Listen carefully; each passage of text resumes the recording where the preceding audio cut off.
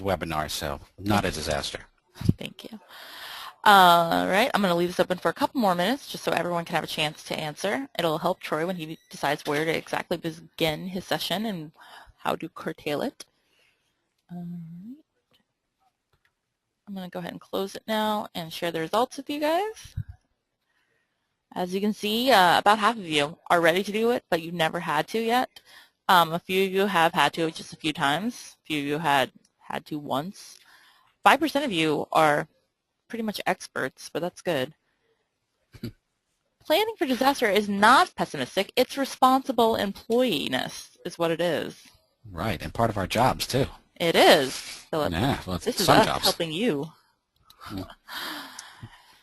I'm assuming that Jeff knows you, Troy. Jeff. Jeff Taylor. Oh. How many cups of coffee have you already had? Yes, Jeff and I worked together for a while. All right, I'm going to go ahead and hide this poll. And Troy, if you're ready, I'm going to switch screens and make you presenter. Anthony, I'm sorry, I can't unmute any of our audience because we have so many people. It would be chaos. But if you have a question, please do type it in the question box, and we'll get to it at the end of the session.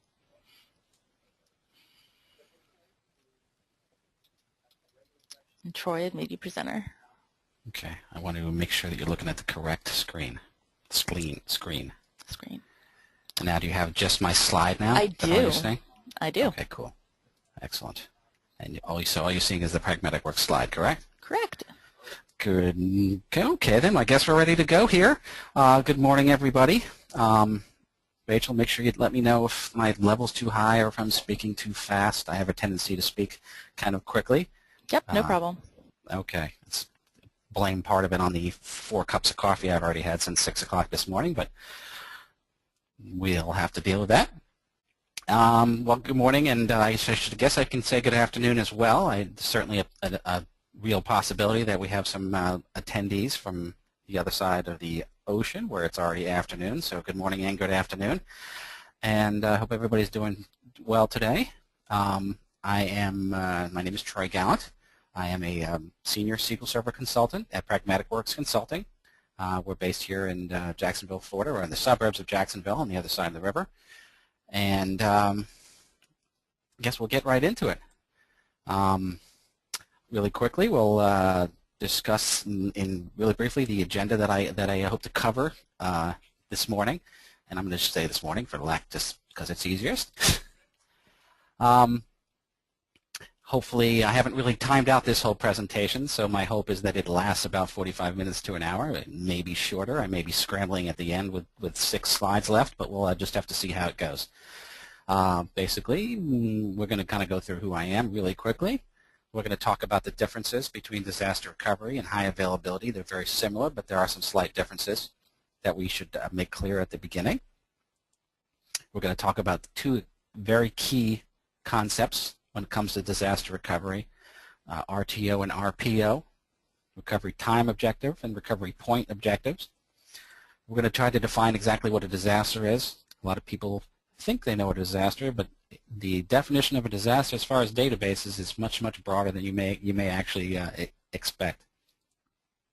We're going to go through an evaluation. We're going to go through what kind of evaluations you might want to do on your system to be prepared for a disaster recovery scenario.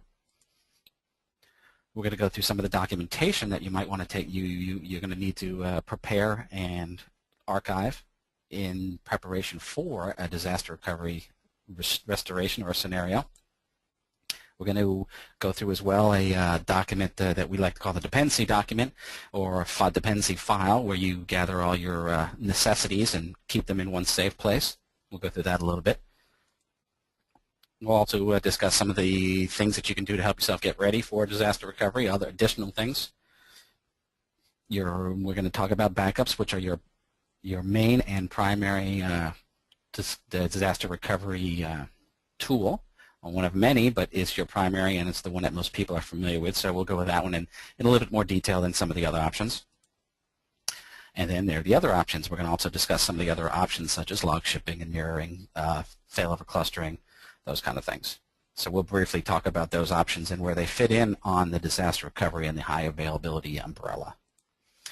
And then we'll get into some of the BI stuff. We'll talk about some data warehousing considerations. what you might want to do and what kind of disaster recovery planning you need to take into account your data warehousing. We'll talk about file group restores, which are pertinent to not only warehousing situations but also OLTP situations, but I'm going to talk about it more specifically when it comes to an enterprise data warehouse and how you can use it. And then, of course, we'll talk about all the SSs, the integration services, analysis services, and reporting services, after and how your disaster recovery plans may have to be altered for those tools. And then after that, I'm going to take a nap. So, well-deserved nap. So, we shall get started. Who am I? All right. As I stated before, I'm a senior SQL Server database consultant at Pragmatic Works Consulting. We're headquartered here outside in the suburbs of Jacksonville, Florida, a place called Middleburg, Florida, if you're not familiar with this part of Florida or the country. I've had previous positions as a production DBA, a development DBA. I've been a SQL developer as well as business analyst back at the beginning of my IT career. So I've done a little bit of everything, and definitely prefer the consulting life at this point right now. I am the Grateful DBA on Twitter. That's my handle right there. And you can find me on LinkedIn, professional, if you want to be professional contact, on LinkedIn under my name. And I blog, although not as often as I would really like to, on these two locations right here, on BIDN, which is a developer, the Business Intelligence Developers Network, as well as my own personal website. Again, I'd love to blog and write a lot more, but I just haven't very much recently, so no excuses. Anyway, I currently reside in Ponte Vedra Beach, which is one of the suburbs of Jacksonville, and this summer I'll be moving to New York City, big move. So that's who I am. Now, let's see. Now, I know that we have some local people here in town, but also some people from all across the country and maybe even further away than that. So if you're not familiar with what downtown Jacksonville looks like or what Jacksonville, Florida looks like, here we go. This is our beautiful city. And now, of course, obviously, if I live in Florida, I have a place at the beach. So this is my place here at the beach. I want everybody to know that I'm doing well and very comfortable. I can roll out of bed in the morning and watch the waves and have a cup of coffee. So we're in good shape there. Okay, now back to a little more serious stuff. Disaster recovery versus high availability, and you'll see DR and HA interspersed in this presentation and in other documentation and literature often.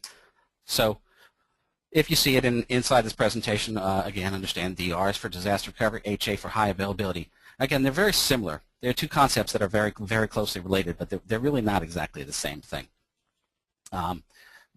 Disaster recovery focuses on the processes that restore critical operations after a human or a natural disaster. So it's more of it is focusing more on the resumption of normal business processes after the disruption, whereas high availability is the ability, and that's the key word right there, the ability to continue operations when a component fails. High availability focuses more on maintaining the access to your application by using such techniques as mirroring or clustering. Again, the two of them are sometimes used interchangeably, sometimes in error. But understand that the concepts are very closely related, but they do kind of mean separate. They have separate independent meanings. All right, two concepts that we do, forgive me for bouncing around here on my slides. Two concepts that I touched on briefly before were RTO and RPO, and let's discuss really quickly what they actually stand for. Okay, recovery time objective. You know what the old saying, it's 5 o'clock. It's always 5 o'clock somewhere. Well, this would be the clock for that, I guess, huh? RTO, the duration of time, and I guess you can't guess what the keywords are in this little sentence. The duration of time within which a business process must be restored in order to avoid unacceptable consequences associated with a break in the continuity. So RTO, as you would imagine, is emphasizing the time that it would take that you need to get your business processes going so that the company isn't losing a significant amount of money due to its downtime. Okay, and it's closely related to, of course, RPO, which I don't know if any of you recognizes this little monkey from Family Guy, but anyway, this is the recovery point objective, and that, of course, is the amount of data. So it's the point in which from where your data, in which the amount of data which must be restored in order to avoid unacceptable consequences associated with a break in continuity. So again, like HA and DR, they're related but they're separate concepts. One focuses specifically on how much time is required, how little time, I'm sorry, make sure I say this correctly, how little time is required for you to get back online and get the business going so it doesn't lose money. And the other one, of course, is related to how much data that you need to maintain so that you can get back on and the company doesn't lose too much money as well. A good way of taking a look at this is we'll take a look at the example of these two rather large companies, which I'm sure just about everybody is familiar with. Monster, of course, being a job posting site, and Amazon being an e-commerce site. They're going to have different RTO and RPO objectives. A company like Monster, well, let's do it the opposite way. A company like Amazon.com, as you would imagine, their recovery time objective and recovery point objective is going to be very, very thin. They're going to want to get every transaction that they lose is $1 out of their pocket. So a company like Amazon is going to have a very, very small RTO and very small RPO because that is an extreme loss of income. For every minute that they're down, they're losing thousands upon millions of dollars, although I really have no idea.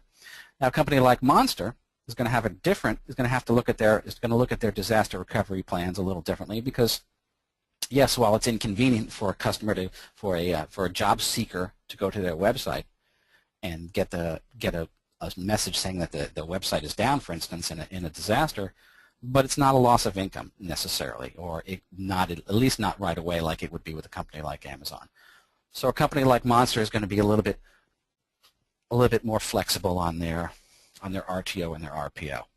And this is just a small example of how, despite the fact that these are both big, giant, huge companies, well-known companies, you need to look at the disaster recovery plan from a little different angle, depending upon what your business model is. Other little notes about RTO and RPO. RTO is not something, and those two concepts cannot be defined by your IT department, by your DBAs, or even by your developers or any of that nature. But you need to have you need to have IT and business principles together to come to the conclusions as to what your time objectives and your point objectives are. IT needs to be obviously included because they know what's possible technically, and the business needs to be included because they know the financials and the specifics. Varying systems can have different RTO. Well, we kind of covered that in the last slide, actually, depending upon you may have different parts of your organization which have different RTO and RPO requirements. Even within separate organizations, even within the same organization, and we'll get to this in a couple slides a little bit later, but consider the fact that you do have an e-commerce part of your company. You're going to want to get that right away. That's going to have a lower RTO and RPO than maybe the HR software system that your HR organization works with internally. That doesn't have to be up as quickly as perhaps as your e-commerce or your OLTP systems.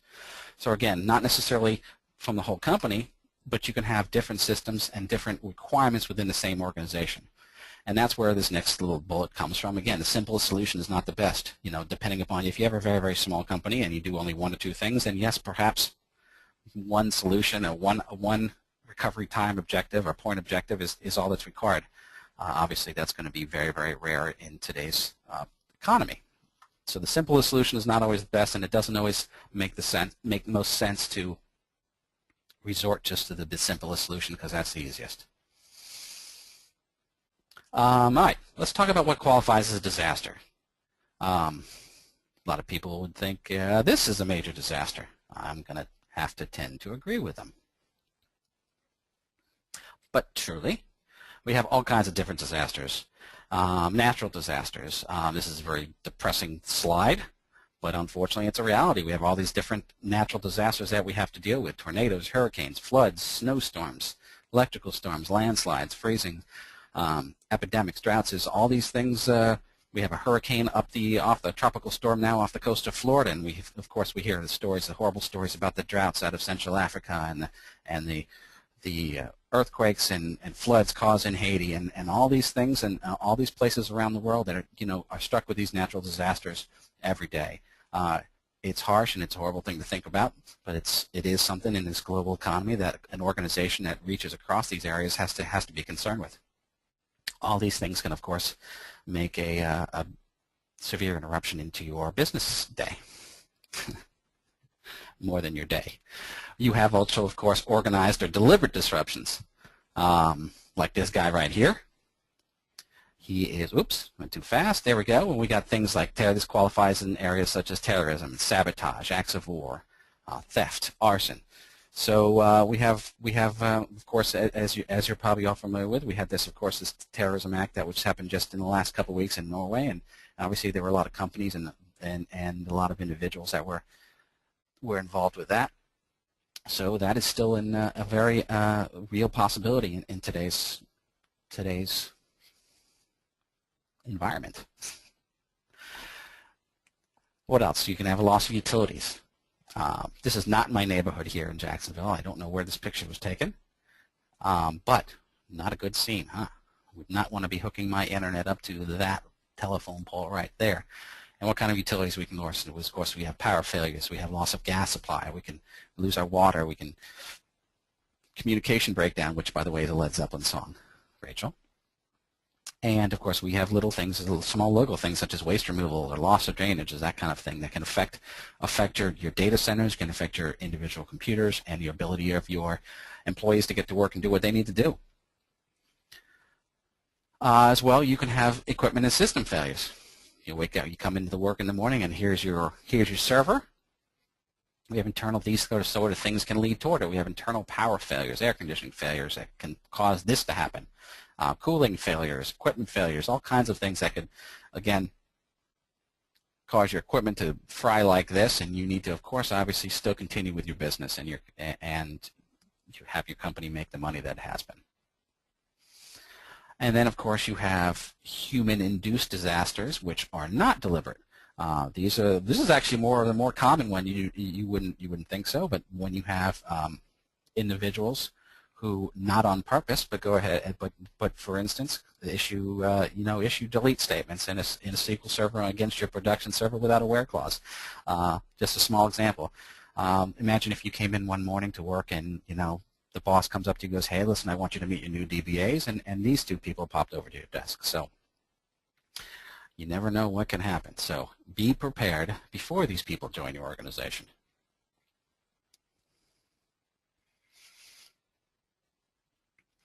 Okay, now, as far as evaluation goes, we want to, again, this overlaps what we were talking about before, but you want to, again, evaluate your system at your company on a system-by-system basis. Plan according to your individual RTOs and your RPOs. Again, this overlaps what we were talking about before. And this is just as a little example of how you might want to organize your disaster recovery based on the immediacy of the different systems that are inside. So I put together a little graph here. Let's say 0 to 100 on the left here is your level of immediacy required to go ahead and restore things back. So, okay, so your HR system's not as immediate because perhaps HR payroll is only done every couple of weeks, so it's not the most immediate thing. So now we move forward. Oop, I went the wrong way. And let's say now your workflow, so your employees to do their work. That's a little bit more immediate because your employees are still going to be coming to work on a daily basis. They need to have things to do and to keep themselves busy. So again, you rate that a little bit more a little higher on the immediacy scale. And then perhaps your e-commerce, again, overlaps what we were discussing before. This is the money maker for most organizations. So you're going to be required to make that the highest priority. Again, this just overlaps what we were discussing before. One of the most important things about disaster recovery is, of course, documenting your disaster recovery plan and how you're going to implement this plan.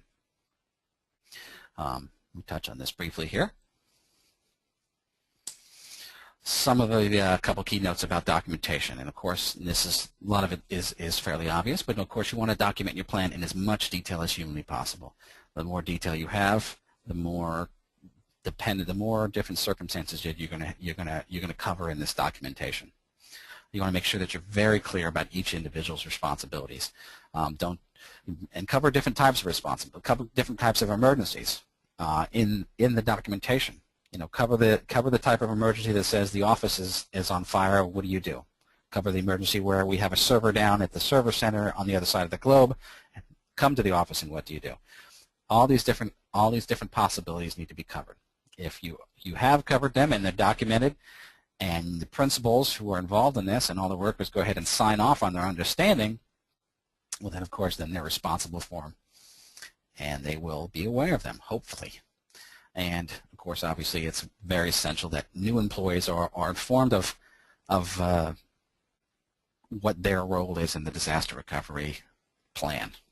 And I will quickly pimp and only very quickly, one of Pragmatic Works' amazing products that is specifically wonderful in this situation as far as documenting goes. Pragmatic Works offers a product called BI Documenter, which goes ahead and allows you to produce help files and HTML files which document your entire server. Just a few clicks. It's wonderful. You can compare objects. You can document the entire BI stack, SSIS packages, analysis services, cubes, reporting services, all your databases, everything that has to do with the databases, not necessarily in just a BI environment, but in an OLTP environment as well. You can profile the data quality. You can work with visual and textual documentation. Again, I won't pimp it too much more, but it's a wonderful, wonderful product that I highly suggest that you go out and check out at Pragmatic Works website. So enough of that, and I shall move forward.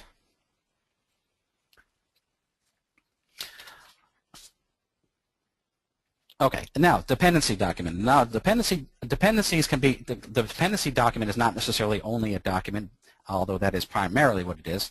It's also a folder of objects that you're going to put together and you're going to include with your disaster recovery plan that needs to be saved and taken off site and have multiple copies of all these things that are a part of your dependencies. Okay, again, and by dependencies I mean, okay, what are your system needs all these other little things. Yes, it's nice to get the SQL Server back up and going, but your system also needs all these other things to have it work in tandem and to work smoothly. What kind of things? You need information on Windows accounts. You need all the file system dependencies. What's where things are organized. You may need copies of your applications, your physical applications in this folder, for lack of a better term. You're going to need maybe perhaps all the hardware and the software documentation for all these applications and pieces of software that you're going to be bringing back up at the other side of a disaster. What kind of documentation? Well, you might want passwords, certainly not essay passwords or anything administrative passwords, but certain passwords for service accounts. Of course, you're going to want to make sure that you document those and keep those current in your dependency folder. Master keys, which are used for encryption and decryption, which is even more important. You encrypt it, but you can't get it decrypted. You're in some big trouble there. So make sure you keep copies of your master keys. Hardware, software manuals. You know, they're not on paper as much anymore these days, but certainly they're in PDF form and they're in electronic form as CHFs or other sort of HTML files. Keep copies of those in there as well. Updates. So you have software updates from a specific application that come as independent files. You're going to want to, of course, reapply them when you get things back up going. If you have everything in one place, that's the perfect thing to do. And one thing that most people don't actually think of is benchmarks. Benchmark your system. Benchmarking your system is a part of a DBA's normal responsibilities, as it is, not necessarily only for disaster recovery. But if you include these, so that way you know, if you include these benchmarks with your disaster recovery dependency file, you get things back up and going. You're going to go and retest your environment to see how close you are to where you were before. A lot of times you get things back up going, but you don't necessarily really know how you're serving your customers or how fast you're serving your employees, that kind of thing. Well, if you can maintain and document some of these benchmarks both before and afterwards, you're in much better shape than you would be without it.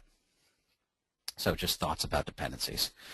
All right, other essentials, getting ready for disaster recovery. What kinds of things do you need to get ready? Well, first of all, and most obvious, is that you want to test your documented procedures thoroughly on a regular basis. A lot of the employees and a lot of the DBAs and that kind of stuff will not like this too much because it usually involves late hours and big headaches, but it is absolutely key to a successful disaster recovery plan is to go ahead and test it on a regular basis, especially when you have an influx of new employees who may have signed off on it but don't necessarily have experience implementing it. Maintain very, very detailed logs of the readiness drills and your notes, things that went wrong with drill 1 that you want to do better in drill 2, things that went better in drill 2 but still need more fixing up for number 3. In the past, when I was responsible for disaster recovery, I pretty much did it like this. I would do drills. The first one would be planned. I'd say, hey, listen, we have a disaster recovery drill coming up this Saturday evening, and here's the time, and here's what you need to do. You can do it from home. You need to be at the office, whatever you need to do. The first one is planned. Second one is also planned, because the second one we go ahead and said, okay, this is what you did. This is all the things that you did right on drill number 1. These are the things we want to improve on for drill number 2, and we're going to do it again next Saturday night at 8:30 or 3 o'clock in the morning or whatever time, and we're going to move forward. The third one is always a surprise. That way, it is a true representation of what a disaster might be. So I like to let them know for the first couple times that a drill is coming, and then I like to surprise them for the third one, as you see the obvious benefits in that kind of a scenario. All right. One of the main tools I should be using for disaster recovery, and one of the ones that most people are familiar with, is of course SQL Server backups. I really think this little slide, this little comic here, says it all. So thank you, Randy Glassbergen. It's very funny. But backups are essential and a key in most disaster recovery plans. One of the things you want to ask yourself, and it's the main thing you want to ask yourselves when putting together your backup plan, is if I lose this file, if I lose this object, I guess I shouldn't use the word file here, but object or whatever it is, or database, or whatever the object is, will my company lose money? Now, maybe not lose money personally, but could the company lose money? And if there's any possibility that that's the case, well then of course it has to be considered in your backup plan. Backups generally allow the fastest recovery time in many emergencies, especially the small emergencies, when it comes to software-related issues, especially when things are run against, for instance, things are run against production that they shouldn't have, or things got introduced and you need to step back a couple days and go back to another point in time. Backups do allow you the fastest and usually the most simplest recovery option. And thus are the basis of a lot of the disaster recovery plans. The thing that's nice about backups is they can be extremely flexible. They are relatively easy and intuitive to set up, but you can set up a very complicated and flexible plan depending on what your business model is. Again, I won't get into backups I won't get into the details of all the different possibilities of backups and different kinds of backups, but I'm sure you understand that there are different kinds. We can do full backups, we can do differential backups, we can do incremental backups, we can do transaction lock backups. These are all depending upon what version of SQL Server that you're working on.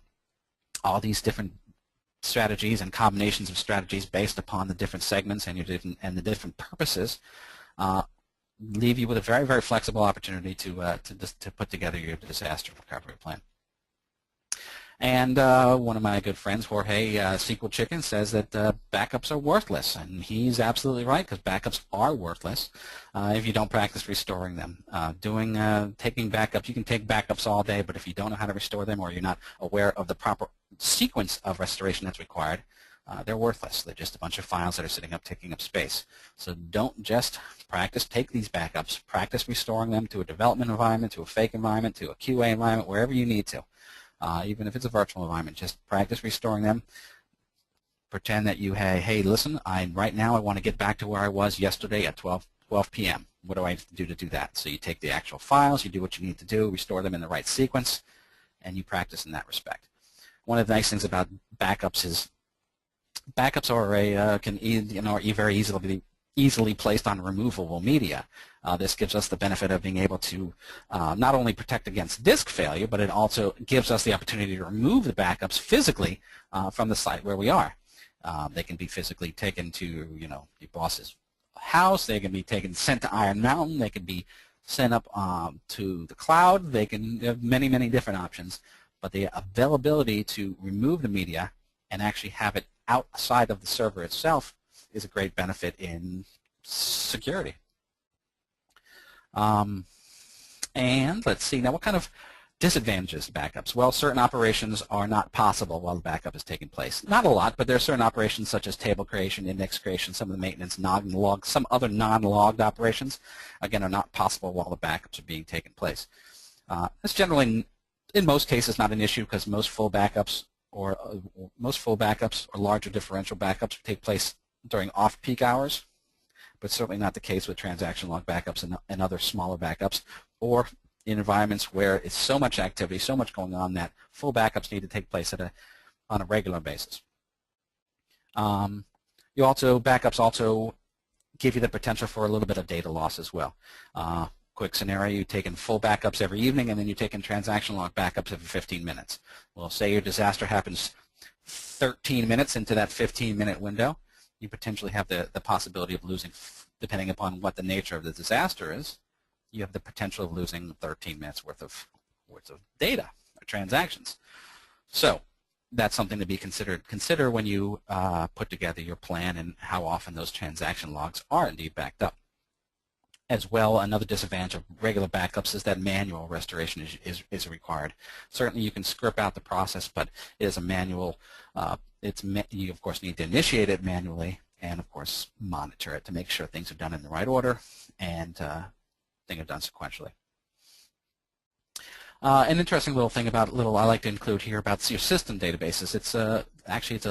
There's a lot of confusion out there as to whether the system databases need to be backed up. So one at a time, we'll go through. You won't be able to answer me right away, but that's okay. One at a time, we'll go through the 5 main system databases here, and you tell me, and we'll talk about whether they need to be backed up. We got our master database, of course, which contains logins, file locations, other configurations. Do we need to back that up? Absolutely. As you would imagine, keeping logins for the restoration, file locations, configurations would absolutely be necessary to ensure smooth restoration. MSD, with the MSD system database, which contains alerts, jobs, database mail, other kinds of stuff. Would you think that would need to be backed up on a regular basis? Again, absolutely. If the jobs and the alerts are critical for your environment, well then back up MSDB every single time you do a full backup. What about the model database, which contains basically a new database template for when you create new databases? Well, this one, as you probably would imagine, is not as important. Doesn't change very often. It changes very, very, very seldomly. But on the other hand, it's also relatively small. So if it's a question of making a separate backup plan for only one little database, don't worry about it. Just include it with your other system databases. But also understand that that's something that's not going to take up a lot of room, and it's also not something that changes very often at all.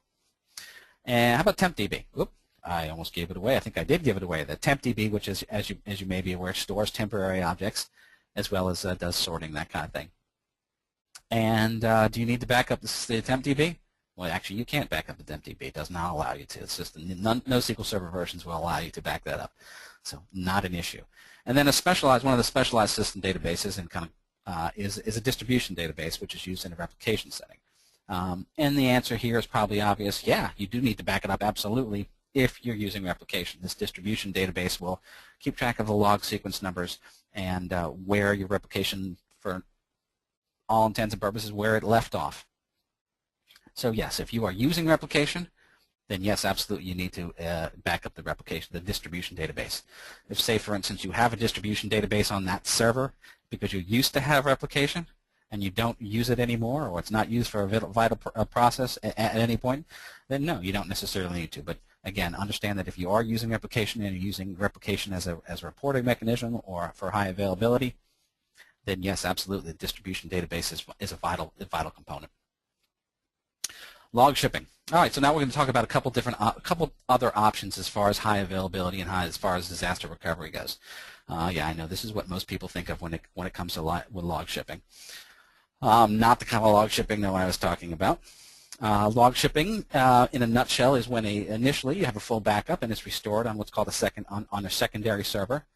After that, the transaction logs are periodically shipped over from your primary to a shared drive on the secondary server, and then transaction logs are restored sequentially. It's been around for a very long time, I believe, since some of the earliest SQL servers. I'm not sure whether it was around in 6.5 or 7, or came around in 7.0 or 2000, but it's one of the most used and been around the longest for SQL Server disaster recovery options. What are the advantages of log shipping? Well, it's relatively easy to set up. The standby databases, which are your secondaries databases, can be used for querying. So they are read only, and you can use them for reporting. The caveat is that when the transaction logs are being applied, they go out of the read only mode and they're locked up. So if you apply the transaction logs on a regular basis, say every 15 minutes, every 20 minutes, to keep your log shipping in relatively good sync, well then people are going to be popped out of it every 15, 20 minutes. There are other creative ways to get around that, and usually involves snapshots or combining log shipping with some other options such as mirroring or clustering. But for the most part, you can indeed use these secondaries as reporting databases with the understanding that people will get bounced out of them when the logs are being applied. What's another handy thing about log shipping is that the standbys, the secondary databases, you can be multiples. You can have one primary and you have multiple standbys, multiple different databases to use as your secondaries. So if you have the hardware and you have the hardware available to go ahead and set it up that way, the additional redundancy can only help. Okay, so what kind of disadvantages do we introduce with log shipping? Well, with log shipping, the failover is manual. We don't have the option for an automatic failover as we would in such things as mirroring and clustering, failover clustering. So as long as it takes for a human to perform the failover, everything is unusable. It could be very quick if it happens at 3 o'clock in the morning and you have to find a DBA and wake them up, or who knows what's going on, and then it could take quite a while. So understand that's an understanding about log shipping. Again, similar to replication, you have a possible data loss. Because transactions that have not been shipped, depending upon the nature of the emergency, the transaction logs haven't been shipped over to your secondary, then those transactions very well could be lost. Troubleshooting with log shipping is not always easy as well. It's not always very intuitive to find out what went wrong with your log shipping or why you might be out of sync. Won't get into that too much. As well, and this is a biggie here, especially when it comes to business intelligence and data warehousing, is that in log shipping, the full recovery model is required. And of course most enterprise data warehouses, and rightly so, use the simple recovery model that does not have the need to back up transaction logs. Therefore, using log shipping directly on these servers is an impossibility without of course having to be creative. And I use the word creative in quotes there because there are always solutions if you need to. But again, full recovery model is required in log shipping. Therefore, doesn't always make the best disaster recovery option, but certainly makes a wonderful high availability option for you. What's another? Let's see. What do we got here? Mirroring. Mirroring is similar, very similar to log shipping. Actually, it's a lot of people. I've heard people refer to mirroring as log shipping on steroids. It's very similar in that initially a snapshot of what's called the primary server is restored on the secondary server. In mirroring, it's called the mirror, naturally. So we have a snapshot that is taken on the primary and restored on the mirror, and then transactions are copied from the principal to the mirror. But the difference between mirroring and log shipping is that the transactions are done individually in the mirroring situation, whereas they're done in batches in log shipping and replication. Okay, so what advantages does mirroring offer? Well, it's definitely more robust than log shipping. We have two different, without going into all the different modes in mirroring, there are two main modes that you do need to consider, and then there are different options inside those modes. Mirroring can be configured either what they call synchronously or asynchronously. In a nutshell, the synchronous mirroring means that the transactions aren't committed at the principal until after it's fully committed at the mirror. So the transaction is sent over to the mirror, it's committed to the mirror, a token is sent back saying, hey listen, we've been committed at the mirror, now go ahead back and send it back. It goes back and tells the principal that indeed that the transaction was committed over at the mirror, and then it commits it at the principal. So as you can imagine, with all those tokens going back and forth, that is not as high performing as maybe another option, but as you would also imagine, that it ensures that both servers are going to be at the exact same place always, at all times, because the transactions are committed together. That being the case, it again offers the highest security as far as the transactional consistency at the cost of a slight cost to performance. On the other side, there's asynchronous mirroring. The transaction commits at the principal before being committed to the mirror. So you have much better. You only have one way. Pretty much, you have one way going in the transaction. So the transaction gets committed at the principal, then gets set it at the mirror, and the mirror kind of commits it over there. You have much better performance because the one-way nature of it. Yes, there are tokens that are sent back that says the transaction was committed, but it doesn't wait to commit it like it does in a synchronous situation. So you do have much better performance, but you also throw the risk in there for some inconsistency depending upon when the disaster strikes and whether the commitment has actually taken place on one or the other. What other advantages do we have in mirroring? Well, of course, it can be one of the main advantages and the reasons that a lot of people take advantage of mirroring as a technology is that with a third object called a witness, a third server, this witness can be included in the architecture and be used to configure an automatic failover. A witness discovers that the primary is down, it automatically switches over to the mirror, and most people are none the wiser if it's configured correctly. So whereas that's not a possibility in log shipping or replication, it's definitely a possibility and a positive feature of a mirroring setup. Mirroring also supports full text indexing, which is a benefit if you're a company that actually does a lot of searching with text. But for full text catalogs are not supported in replication or in log shipping, as far as I understand, and they are in mirroring. Mirroring doesn't require any special hardware, just requires extra hardware. It's enough special hardware. A new feature, and also in SQL Server 2008, is that mirroring can automatically sometimes even repair the page in the background.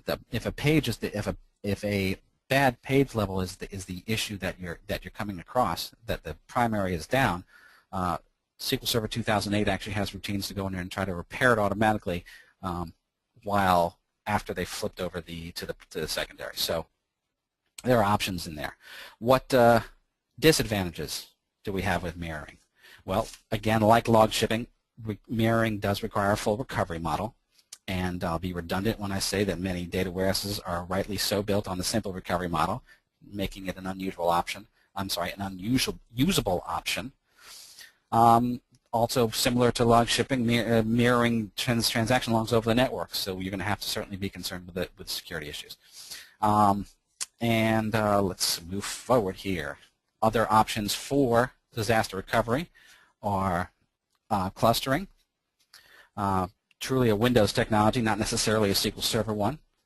In a nutshell, we're combining one or more physical disks into what's called a cluster group. It appears as one virtual server that appears on the network as if it were a single computer, but it also provides automatic failure in the event of a hardware or a software disaster. Advantages: extremely high availability, as failover occurs automatically if the primary server fails. It happens to maintenance is relatively easy due to the component servers being dedicated to the clustering process themselves. It is an excellent server because clustering is done on the server level and not on the database level. It's an excellent option when there are large numbers of databases on each instance, because it lightens the load involved with maintaining individual mirroring, log shipping situations, that kind of thing. And as well, it works on the server level. Because it works on the server level and not on the database level, everything is mirrored, and in available case of emergency. It includes jobs, logins, and again, this is not necessarily the case with replication or log shipping. Disadvantages: well, we have greater expenses because you have to obviously have at least twice as many servers, if not more. The geographical limitations with clustering, we'll really get into, but understand that the cluster, an individual cluster cannot be too far apart from each other. It does require a high degree of expertise, a relatively high degree of expertise to design and configure. And those are some of the main disadvantages. And let's see, the other option that we have here is replication. What advantage is replication? Well, replication is very similar to log shipping in the fact that you make a backup copy is restored on your on your subscribers, and then transactions are sent over from your publishers to your subscribers on a regular basis and restored in order.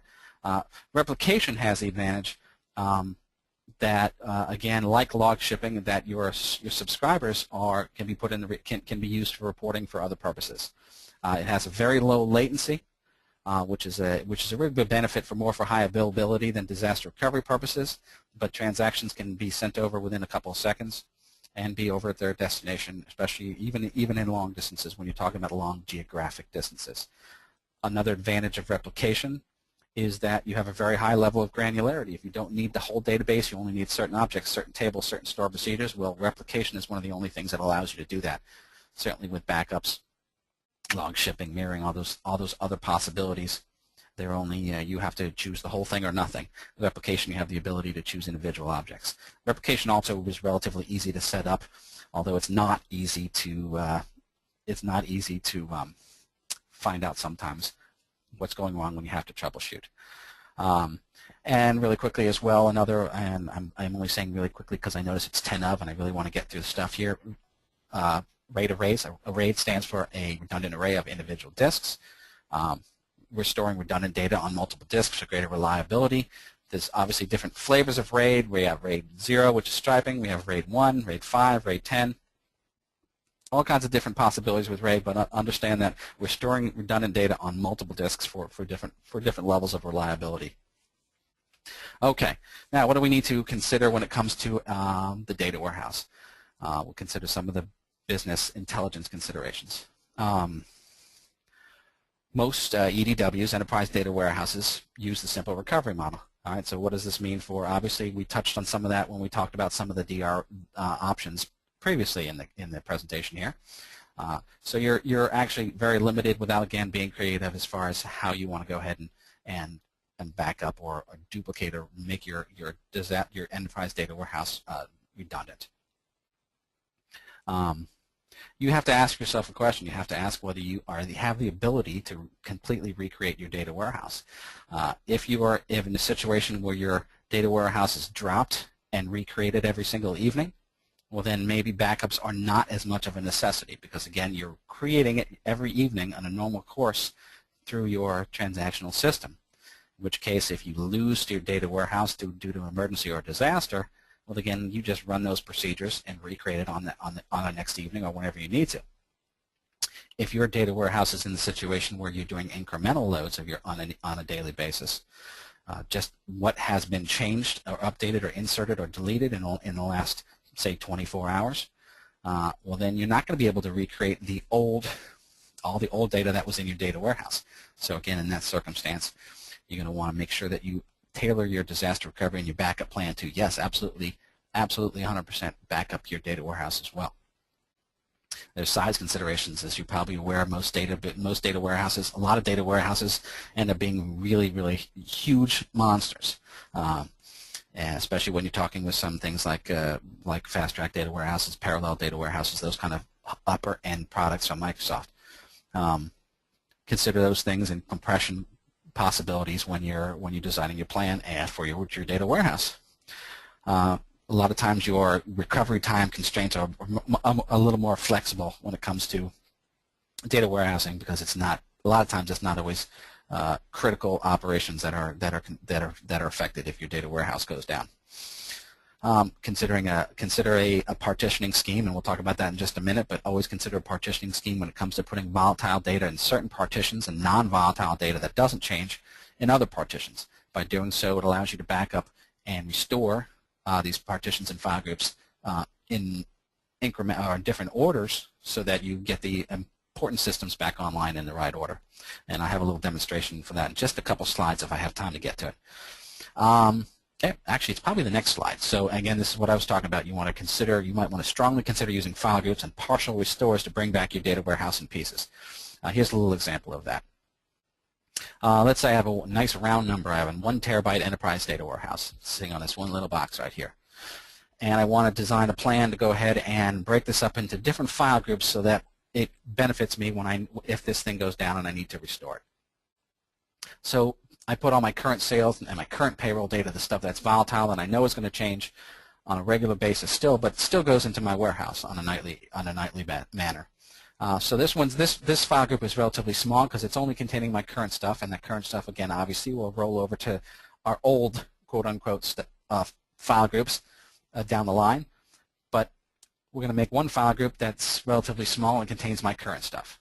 And we're going to do a second file group, say a secondary file group number 1 to contain, say for instance, my old payroll data. And then we'll do a third one much larger that contains all my old sales data. So here's my 1 terabyte. It's all split up. I've split it up into three file groups. Now what does this allow me the ability to do? Well, of course, like we stated before, it allows me to restore these in the order that that is the most important to the business, and it's going to get them going and on their way. So of these 3, as you probably would imagine, you always have to restore the primary first, so that's actually not even a question of which you should restore first. So primary file group always needs to be restored first, and logically, certainly it makes sense to get the current sales and the current data restored to your end users so that they can go ahead and access and take care of current business. So as far as these other ones go, it's not necessarily a decision based on what size is left over. To me, if I had to look at this example specifically, I would expect the old sales data would be the second most important factor here, because then at least my employees they can do their workflow during the course of the day and run their reports. So I would after I got all the current stuff going and I got everybody working on their stuff, I would get the old sales data going, and then maybe third I would go ahead and take payroll data and fill that up, refill in or implement its recovery plan or its restoration. Maybe your payroll data or your HR routines are only done bi-weekly or something of that nature. So you can see why it might necessarily need to be not the first thing done. Other factors, and I'm running out of time here, so other factors that we take into account here when it comes to some of the business intelligence pieces. In integration services, you usually have an option of storing your packages or your integration services objects in one of 3 places. What's called a package store. You can save them on the file system, which is just a folder on your server. You can physically save them in the database themselves. All these things take into account. You need to take your backup plan into account for all of these. For instance, if you store it in the file system, you need to make sure that the file system is backed up properly. If you store your SSIS packages in the database, in the MSDB database, then of course your normal SQL Server backups will cover that. Configuration files and configuration packages are also included, and extra additional objects when it comes to SSIS packages. Those you of course obviously need to make sure that the file system backups cover those configuration files. Analysis Services uses a technology called XML for Analysis Services, which is, as you would imagine, it's an XML file, and backups for your Analysis Services database are used by running these XML commands against the SSA server. And it can be scheduled with your SQL Server agent. So you have to treat your Analysis Services just slightly different, but again, it's all part of your overall plan. As far as reporting services go, your RDL, those of you familiar with reporting services, the reports are defined with an XML document that's called an RDL, or report definition file, and they're stored in the reporting services database. So most obviously, you have to make sure that this reporting services database is actually 2 of them, or 2 or 3 of them every time. Make sure that these are obviously included within your backup and your disaster recovery plans. And that is the last slide. I had these 2 left over, so I'm going to put these up here for you and leave them up here for just a minute.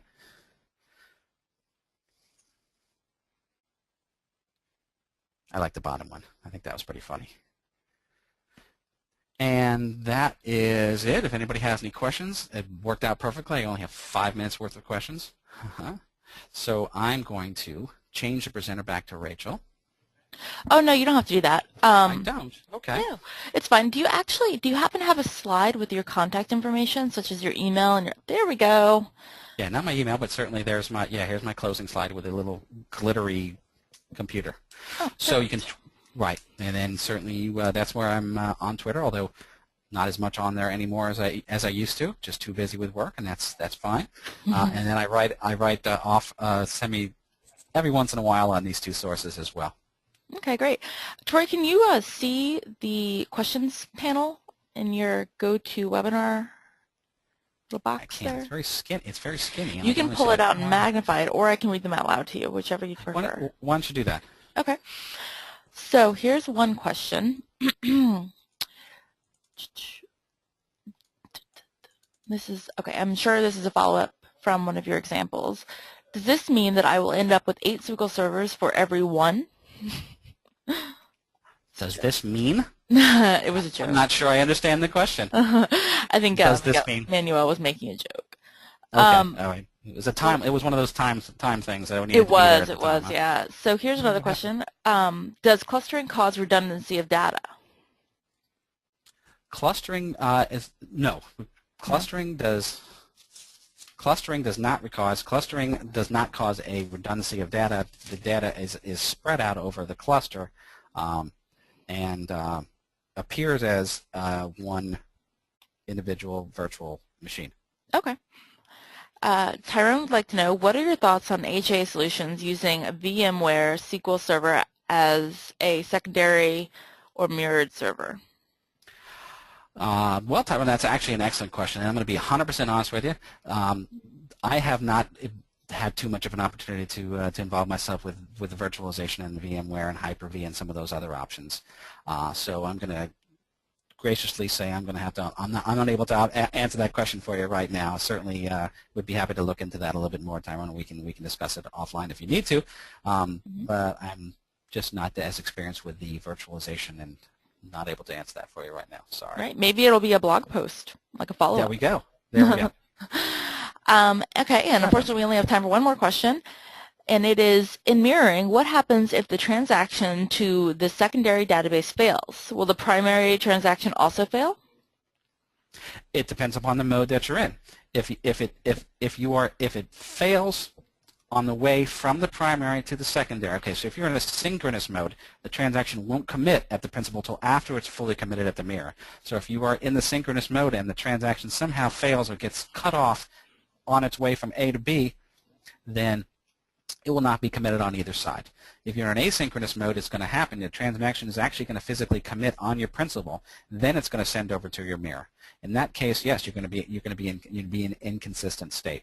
So that's one of the trade-offs for running in an asynchronous versus a synchronous mode. In asynchronous mode, you have better performance, but you run the risk of a transactional inconsistency. Okay, well, that was great. Thank you so much, Troy. That was a wonderful presentation. You actually cleared up a lot of things for me personally. And as always, everyone, this session has been recorded, and it will be made available on our website by tomorrow under past webinars. And thank you, Troy. That was great. You're welcome. Everyone, have a great weekend. Thank you, everybody. Take care.